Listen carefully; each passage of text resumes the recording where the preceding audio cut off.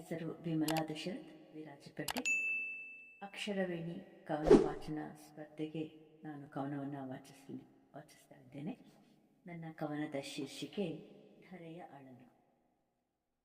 ಹಡೆದ ಮಕ್ಕಳೇ ಒಡಲಿಗೆ ಇರಿದ್ಯಾರ, ಏನ ಹೇಳಲಿ ನೋವ. ಹಡೆದ ಒಡಲಿಗೆ ಇರಿದು ನಗುತ್ತಾರ, ತಾಳಲಾರದೋ ಜೀವ. ಚಿಗುರೊಡೆದು ಬೆಳೆವ ಚಿಗುರೆಲೆಯ ನಗುವ, ಕೊಂದ ನಲ್ಲ ನನ್ನ ಕೂಸ. ಮರದ ಬುಡಕ್ಕೆ ಕೊಡಲಿಯ ತಂದಿಟ್ಟು, ಮಾಡ್ಯಾನೋ ಸರ್ವನಾಶ. ಧಳ್ಳುರಿಯ ಕಾವ ಧರೆಗತ್ತಿಸಿಂದು, ನನ್ನೊಡಲ ಸುಡುವನಲ್ಲ. ಹೊತ್ತ ಬೆಂಕೀಲಿ ಉರಿದೇ ಹೋಯಿತು, ನನ್ನೊಡಲ ಕೊಡಿಗಳೆಲ್ಲ. ನಾಗರಿಕನೆಂದೆನಿಸಿಕೊಳ್ಳಲು ಸುರಿದಾನೋ ಒಡಲಿಗೆ ವಿಷವ.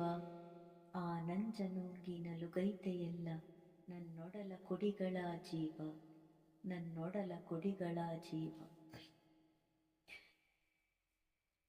ನನ್ನೆದಿ ಹಾಲ ಬಸಿದುಣಿಸಿಕೊಟ್ರು, ತಣಿತಿಲ್ಲ ಇವನ ಮೋಹ. ನನ್ನೆದಿ ಬಗಿದು ರಕುತಾನೆ ಹೀರಿತು, ಮುಗಿತಿಲ್ಲ ಇವನ ದಾಹ. ಮುಗಿತಿಲ್ಲ ಇವನ ದಾಹ. ಹಡೆದ ಕರುಳಿಗೆ ದಂಡಿಸಿ ಶಿಕ್ಷೆಯ, ನಾ ಹ್ಯಾಂಗ ಕೊಡಲಿ ಶಿವನ. ಹಡೆದ ಕರುಳಿಗೆ ದಂಡಿಸಿ ಶಿಕ್ಷೆಯ, ನಾ ಹ್ಯಾಂಗ ಕೊಡಲಿ ಶಿವನ. ಏನ ಮಾಡಿದರು ನನ್ನ ಕೂಸಿದು, ನಾ ಹ್ಯಾಂಗ ಶಪಿಸಲೋ ಮಗನ. ಏನ ಮಾಡಿದರು ನನ್ನ ಕೂಸಿದು, ನಾ ಹ್ಯಾಂಗ ಶಪಿಸಲೋ ಮಗನ. ಧನ್ಯವಾದಗಳು.